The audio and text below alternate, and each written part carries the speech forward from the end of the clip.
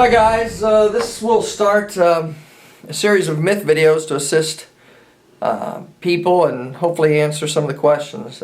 In this video we're going to talk about setup.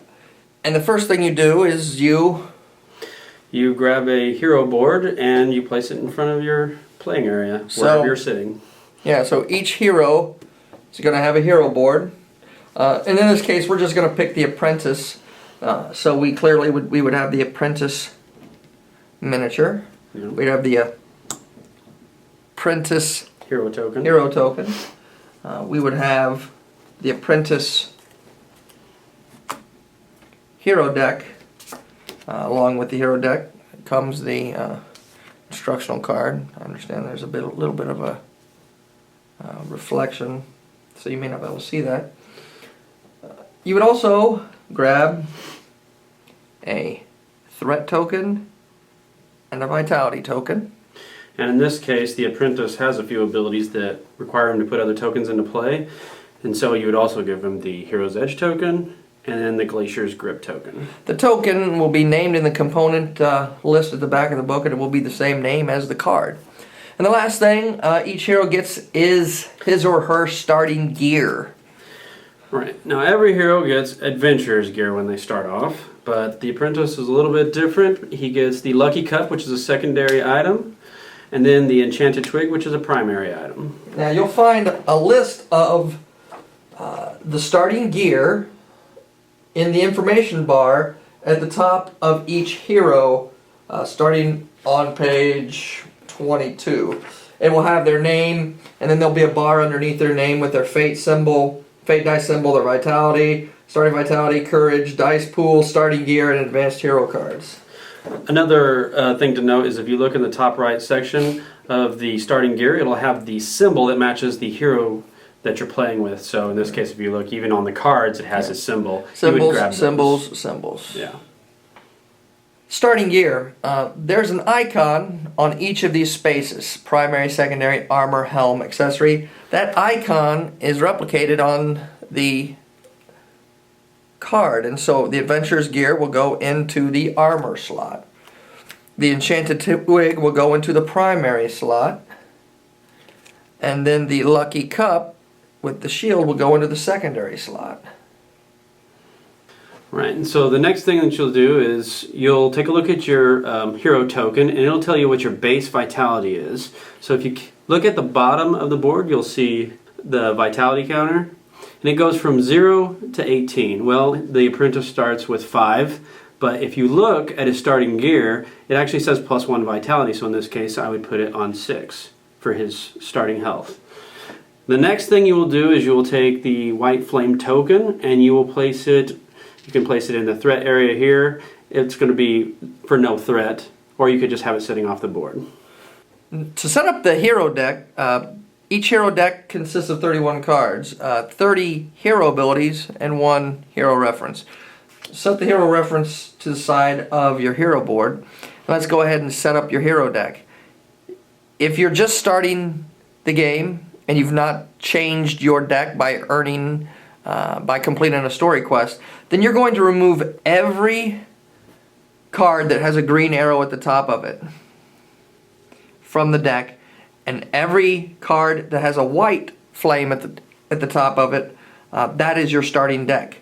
Another way to look at it is in that hero reference section, there is a list of advanced hero cards.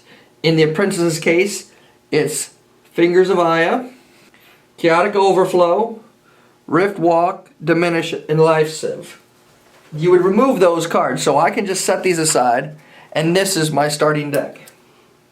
Alright, so now we're going to look at kind of what your play area is going to look like when you're playing cards. You'll have your draw pile here.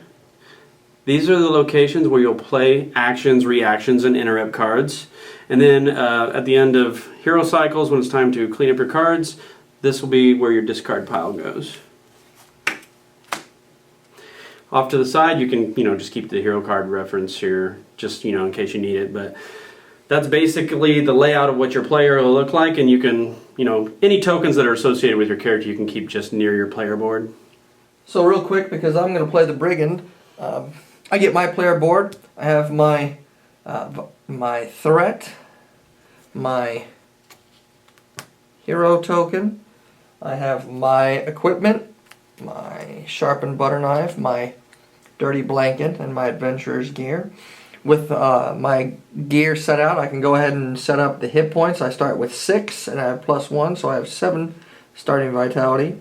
I take my hero deck, separate the green arrow cards from it.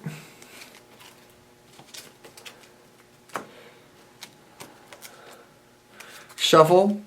It's important to note, every single deck in Myth, when you are done with it, gets reshuffled. There's not one that doesn't ever get reshuffled, so when you're done with your hero deck, it will get reshuffled. When you're done with the darkness deck, that'll be reshuffled. So the next part of the setup will be to set up your mercantile or your items area. You're going to get your white deck, your green deck, and your blue deck, and you're going to have your merchants. And these are the corresponding colored tokens that go with it when you're setting up your treasure bag.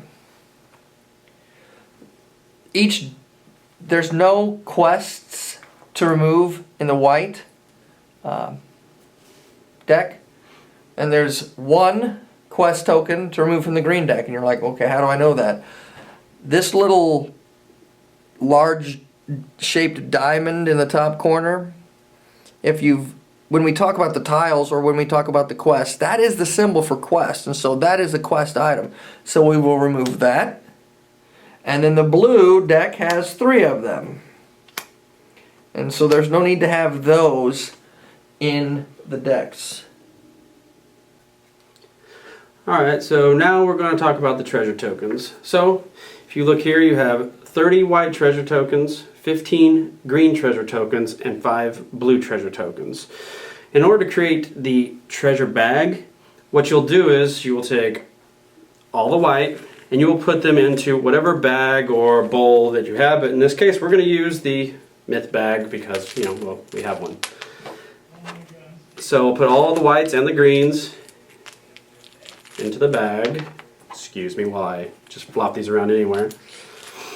And then the 5 blue tokens are removed and set off to the side in the mercantile area because you can only earn those through successfully defeating traps or completing quests.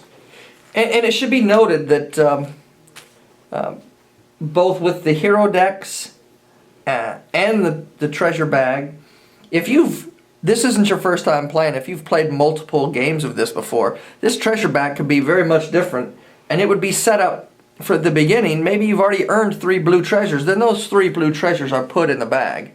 But if you're starting a new game with a new set of people, then you'll need to remove those blue treasure tokens and restore the treasure bag to its original intent.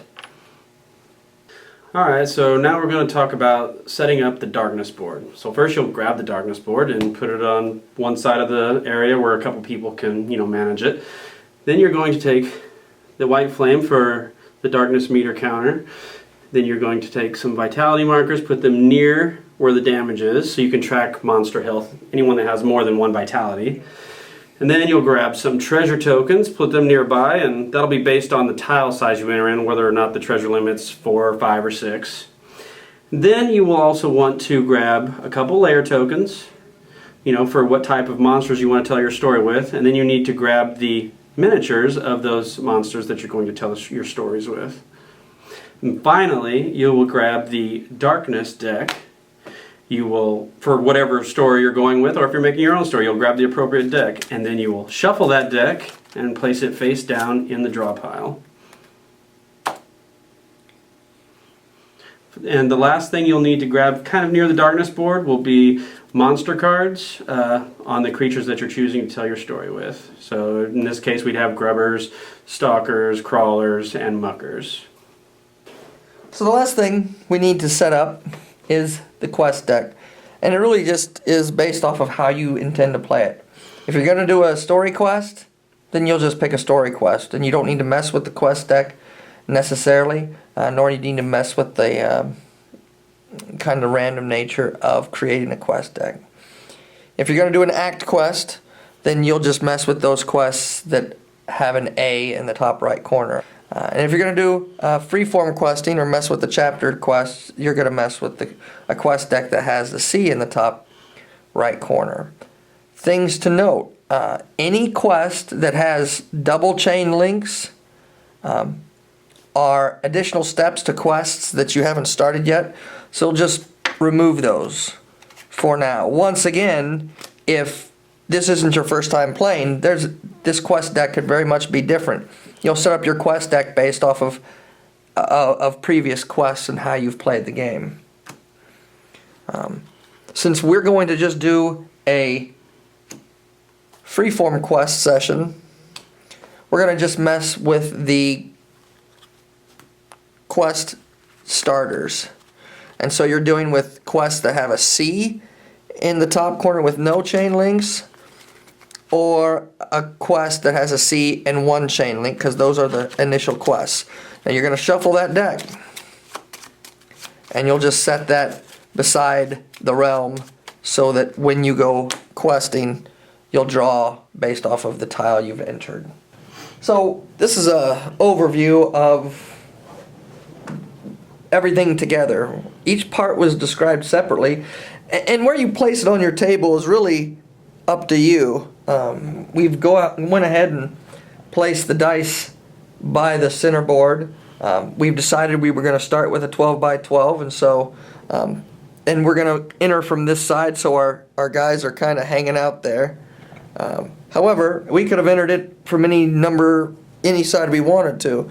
We have the treasure bag, and we have the deck set up. You're thinking, what's going on here? Well, this is the white deck, and since there's quest cards and quest cards, you can leave the colored quest cards face up. It's just something we do, especially if you're dealing with sleeves, so you know which deck is easy to get to. And this is the merchant deck.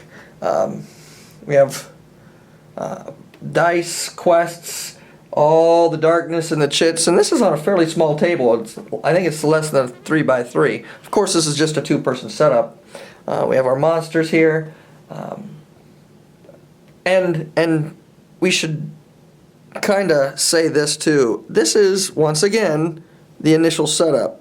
If you wanted to start this game, even a one-off adventure with some green gear and some blue gear and some advanced hero cards, then there's nothing that stops you. You can go ahead and do that. It's have fun with it. This is a lot more freeform than any other game you've played. You'll have to answer some questions, and you have to make decisions. Do you want to start with, if you're the archer and you want to start with arrows, then go ahead and do that. If you want to start with no gear, you can do that. If you want to start with just one piece of starting gear, you can do that. If you want to start with 3 pieces of starting gear and 1 piece of green gear that you get to choose from the deck, then go ahead and do that. It's not it doesn't destroy the game at all, because the game is really just balanced around you taking actions and the darkness reacting. So we'll zoom it out here. And since we're kind of ready to go, are you ready? I'm ready. So we're going to go ahead and shuffle. I shuffle. Shuffle one more time. Mm-hmm. Once again, any deck that you shuffle can get shuffled again when it's out. So each hero deck, the darkness deck, etc. And you give yourself 5 cards. We are ready to begin Myth. So we're going to go ahead and move our characters on. And when we move our characters on, we reference the tile and populate it.